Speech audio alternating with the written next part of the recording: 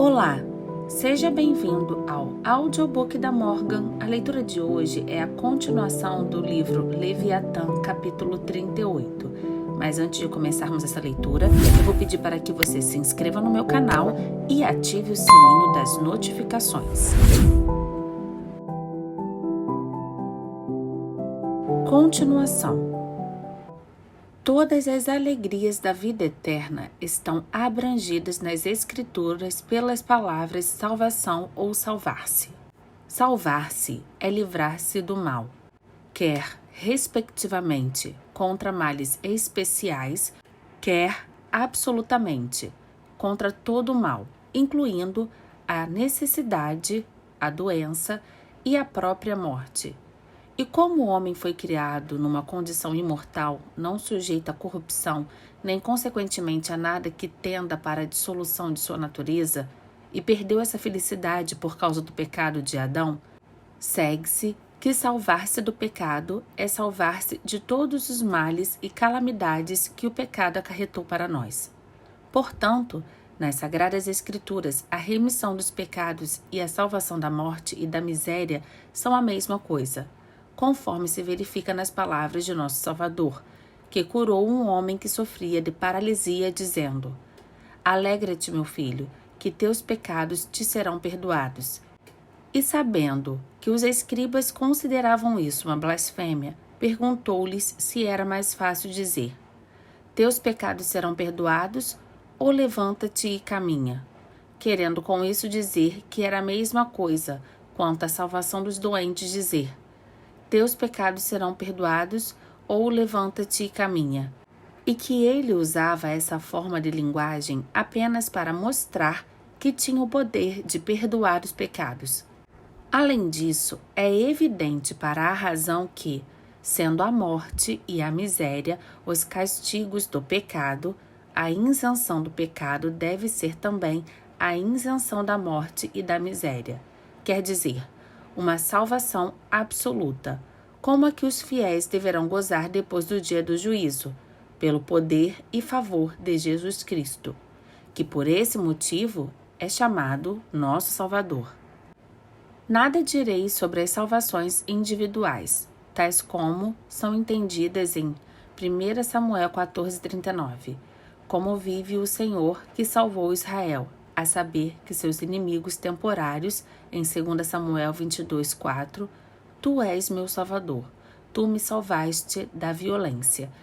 E em 2 Reis 13:5, Deus deu aos israelitas um Salvador, e assim eles foram libertados das mãos dos assírios. E outras passagens semelhantes, pois não há qualquer dificuldade nem interesse em corromper a interpretação de textos deste gênero. Mas quanto à salvação geral, como ela deve dar-se no reino dos céus? Há uma grande dificuldade quanto ao lugar. Por um lado, enquanto se trata de um reino, parece que essa salvação deve dar-se na terra.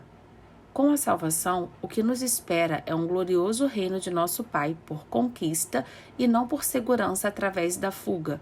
Portanto, quando procuramos a salvação, devemos também procurar o triunfo, e antes do triunfo a vitória, e antes da vitória a batalha, a qual é impossível supor que se dê no céu. Mas, por melhor que seja este argumento, não confiarei nele sem confirmação por passagens perfeitamente evidentes nas Escrituras. O estado de salvação é descrito de maneira geral em Isaías 33, 20 e 24. Olha para Sião, a cidade de nossas solenidades.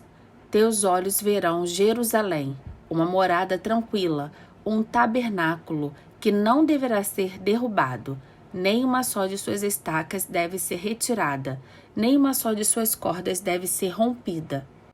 Mas ali o glorioso Senhor porá ante nós um lugar de amplos rios e correntes, onde não irá galera com remos e onde não passará galante navio, porque o Senhor é nosso juiz, o Senhor é nosso legislador, o Senhor é o nosso rei e ele nos salvará. Tuas cordas afrouxarão, Elas não podem segurar bem o mastro, elas não podem esticar a vela. Então se dividirá a presa de um grande despojo, os fracos tomam a presa. E o habitante não dirá que está enfermo. Ao povo que lá morará será perdoada sua iniquidade. Nesta passagem, tens-os indicado o lugar de onde deve proceder a salvação. Jerusalém, uma morada tranquila, sua eternidade, um tabernáculo que não deverá ser derrubado, etc. O Salvador, o Senhor, seu juiz, seu legislador, seu rei, que nos salvará, a salvação, o Senhor porá ante eles uma vasta extensão de águas correntes, etc. A condição de seus inimigos, suas cordas afrouxarão, seus mastros estão fracos, os fracos tomarão seus despojos, etc. A condição dos que se salvam, o habitante não dirá que está enfermo, e por último, tudo isto é abrangido pelo perdão dos pecados. Ao povo que lá morará será perdoada sua iniquidade. Pelo que fica evidente que a salvação será na terra, quando Deus reinar em Jerusalém, por ocasião do retorno de Cristo. E de Jerusalém virá a salvação dos gentios, que serão recebidos no reino de Deus, como é também mais expressamente declarado pelo mesmo profeta, capítulo 65, 20. E eles trarão todos os vossos irmãos e todas as nações para uma oferta do Senhor, a cavalo, em carros e literais, sobre mulas e animais velozes, para minha montanha sagrada Jerusalém, disse o Senhor. Como os filhos de Israel levam uma oferenda numa vasilha limpa à casa do Senhor. E eu os tomarei também como sacerdotes e como levitas, disse o Senhor. Por onde fica manifesto que a sede principal do reino de Deus será Jerusalém. E o mesmo é também confirmado por nosso Salvador em seu diálogo com mulher de Samaria sobre o lugar da adoração de Deus, a qual disse que os samaritanos não conheciam o que adoravam, e os judeus adoravam o que conheciam, pois a salvação é dos judeus. É como se dissesse: vós adorais a Deus, mas não sabeis por intermédio de quem ele vos salvará. Ao contrário de nós, que sabem os que será um dos da tribo de Judá, um judeu, e não um samaritano. Assim, não foi impertinentemente que a mulher lhe replicou: nós sabemos que o Messias virá, de modo que o nosso Salvador disse: a salvação é dos judeus. É o mesmo que diz São Paulo. O Evangelho é o poder de Deus para a salvação de todos os que creem, primeiro para o judeu e também para o grego, porque aí a justiça de Deus se revela de fé em fé, da fé do judeu para a fé do gentio. É no mesmo sentido que o profeta Joel, descrevendo o dia do juízo, diz que Deus mostraria maravilhas no céu e na terra: sangue, fogo e colunas de fumo. O sol transformar-se-ia em trevas e a lua em sangue, antes da vinda do grande e terrível dia do Senhor. E acrescenta no versículo 32: e acontecerá que quem invocar o nome do Senhor será salvo, porque no monte Sião e em Jerusalém estará a salvação. E Abdias, no versículo 17, diz o mesmo: no monte Sião estará a libertação, e haverá santidade, e a casa de Jacó possuirá suas posses, isto é, as posses dos pagãos, estando essas posses expressas mais particularmente nos versículos seguintes, como o monte de Esaú, a terra dos filisteus, os campos de Efraim, de Samaria, Gileade e as cidades do sul, e conclui com as palavras: o reino será do Senhor. Todas estas passagens são sobre a salvação e o reino de Deus na terra. Por outro lado, não encontrei texto algum capaz de provar a probabilidade de qualquer ascensão dos santos aos céus. Quer dizer, a qualquer um ou outra região etérea, a não ser que ela se chame o reino dos céus, nome que pode ter porque Deus, que era o rei dos judeus, os governava por meio de suas ordens, enviadas a Moisés pelos anjos do céu. E depois que eles se revoltaram, enviou do céu a seu filho para submetê-los à obediência, e de lá o enviará de novo, para os governar tanto a eles como a outros fiéis, desde o dia do juízo até a eternidade. Ou porque o trono deste nosso grande rei está no céu, enquanto a terra é apenas o seu escabelo. Mas que os súditos de Deus tenham um lugar tão alto como seu trono, ou mais alto do que seu escabelo, é coisa que não parece compatível com a dignidade de um rei, e além disso, não encontro em seu apoio qualquer texto evidente das Sagradas Escrituras. A partir de tudo quanto ficou dito a respeito do reino de Deus e da salvação, não é difícil interpretar o que significa mundo vindouro.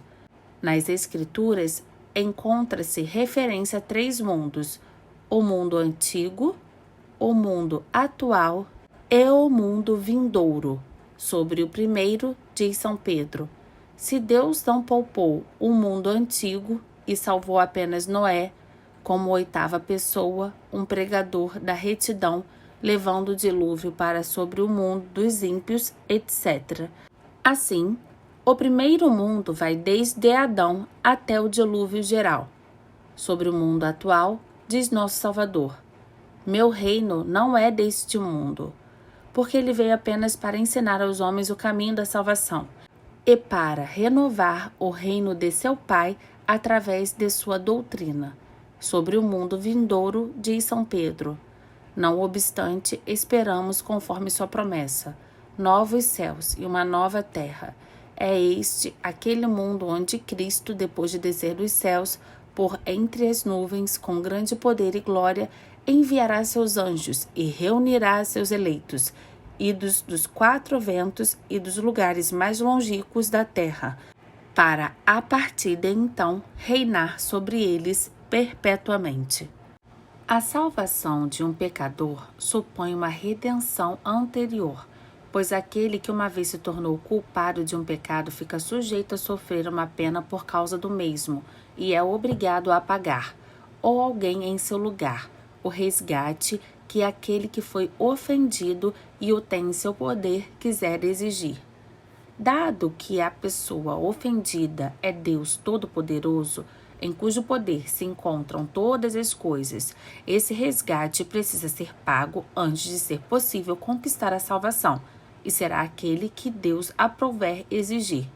Não se entende por este resgate uma compensação do pecado equivalente à ofensa, do que nenhum pecador é capaz por si só e nenhum homem reto é capaz de fazer por outrem. É possível compensar o prejuízo que um homem causa a outro mediante restituição ou recompensa, mas o pecado não pode ser eliminado mediante uma recompensa, pois isso seria transformar numa coisa vendável a liberdade de pecar. Mas os pecados podem ser perdoados aos que se arrependem, seja a graus ou mediante uma penalidade que a Deus aprouver aceitar. O que Deus geralmente aceitava no Antigo Testamento era um sacrifício ou uma oferenda. Perdoar um pecado não é um ato de injustiça, mesmo que tenha havido ameaça de punição.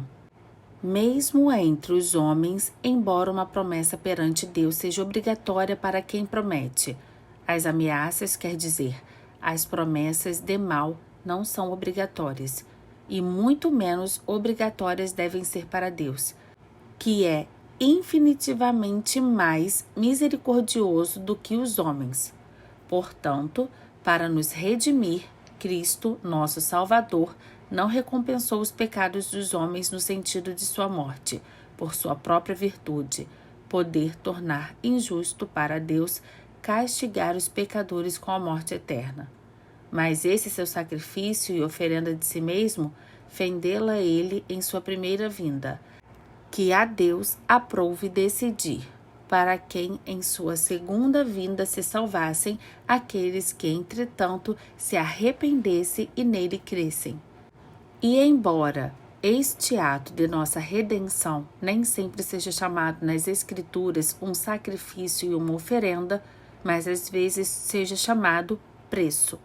Não devem os entender por preço uma coisa por cujo valor ele podia exigir um direito de perdão para nós, a seu pai ofendido, mas aquele preço que a Deus, o Pai, em sua misericórdia, aprouve exigir.